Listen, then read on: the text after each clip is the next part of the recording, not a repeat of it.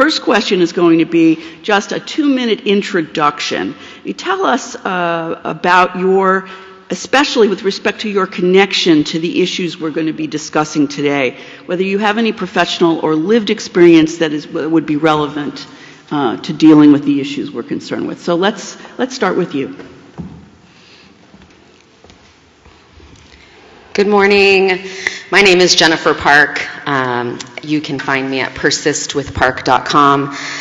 I am really excited to be here today because I have done a lot of work in my professional life around these issues. So I spent 6 years working in supportive housing. We housed 450 chronically homeless adults with acute mental and behavioral health crises. And it was foundational to why I'm here today. I want to represent you in City Council because I believe that my professional experience in public service in the nonprofit realm can marry really well with our new form of government and the priorities I think we need to address in how we govern going forward. The last 5 years I've also spent working at a nonprofit locally that does programs for students with learning challenges in public school to help them find success in our sort of institutionalized systems. And really, I am running because I want to pivot from addressing the symptoms of our systemic problems and address the actual systemic issues that are causing harms to our communities. I'm getting my master's in public administration as well at PSU so that I can be a really effective leader for you. This topic in particular is very close to my heart because I did lose someone very close to me to opioid addiction. So this is very, very important topic, and I look forward to discussing it with you all today. Thank you. I appreciate the focus that we've had on our most vulnerable residents, folks who are houseless, who have lived experience with mental illness and addiction. The question is two-part. The first one is, what is your opinion about the policy choice of arresting and jailing people with addiction, substance use disorders, and mental health issues? And what solutions to homelessness do you propose? Hi, I'm Jennifer Park. So to the first question about arresting and jailing, often when we talk about this as a strategy, we hear two things, either deterrence or deflection. Deterrence is a false narrative because we are not going to deter people from choosing houselessness because of jail. It is not a choice. It is already a trauma that they are experiencing. When we talk about deflection, we need somewhere to deflect them to. If we don't have beds available, then the system doesn't work. So ultimately, we are talking about arresting and jailing, which is something that we are doing. We are criminalizing people who are camping. We just had a back and forth between the mayor and the sheriff about whether they would actually arrest people. And yes, they are arresting people who are breaking the camping ordinance. So this is an issue that we need to address.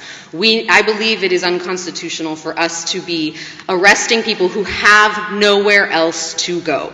So we need to make sure we know where people have to go. So the city should be creating the technical infrastructure that lets us know where beds are available tonight. I was at office hours with Central City Concern a couple of months ago, and they were saying if you are a case manager with a client who needs a bed that night, you're picking up the phone and calling every other organization to find out what's available. This is inefficient and ineffective. We need to create the technical infrastructure that lets us know what is available and does it meet the individual's needs. Right? Do they have a disability? Do they have PTSD? Is they not able to stay in a congregate shelter? Do they need a safe rest village? We need to be able to identify housing that is available to those folks and meeting their needs. And then we need to address housing affordability and housing stability. As Samir and Chris both mentioned, I signed on to the Renters' Bill of Rights. My time is up, but I do talk about housing a lot on my website, so please check it out at persistwithpark.com. I want to ask a question about ableism, which is bias against people with disabilities. What have you done to educate yourself about ableism? And if you have not yet had the opportunity, what would you do to further your education on that topic? It's my turn now. Jennifer Park. So ableism is really rooted in our inability to see our own blind spots and the ways that our lived experience inform how we make decisions. And we need to break down that, acknowledge that, and say, how do we ensure that the decisions we're making are supporting everyone's needs? So for the last 5 years, I've been working for a local nonprofit that helps educators support students who learn differently in school. It's about figuring out how a historical institution that was designed to be a one-size-fits-all model can be changed to meet everyone's needs. I've facilitated trainings with architecture firms on how to build educational spaces that meet the needs of physical and neurodivergent students. So this is a lens that I want to see us bring to the new city council. How do we ensure that when we are making policy, or even how we approach talking about policy, that we're doing it in a way that is inviting everyone to the table? How do we ensure that we're doing equitable community engagement? Whose voices are at the table and whose voices aren't? And how do we go and seek out those voices to be part of the conversation? This is a foundational part of my platform, is bringing values, these essential values, to the way we are going to govern as a new legislative city council. We decided as a community that the way we were doing things was not working, and we need to grab hold of that and bring our values into it. And that really does get grounded in everything we're talking about here today. How do we meet the needs of our community, and how do we break down the assumptions that we are making of how people should be interacting with our services, how people should or should not be coming to the table? Thank you. Okay, we have time for probably one more question. The question is, especially as to an issue that has not already been discussed. We've already talked about, housing and so on. So if we could shift to other issues, what do you see as the most pressing issues for people with disabilities in Portland, and what would you do to address it? All right. So the question was, what are the most pressing issues for our community who's experiencing disabilities in Portland? And I would argue that it's equitable accessibility. So we need to stop investing in policies and infrastructure that require us to also invest in an alternative way to access that need.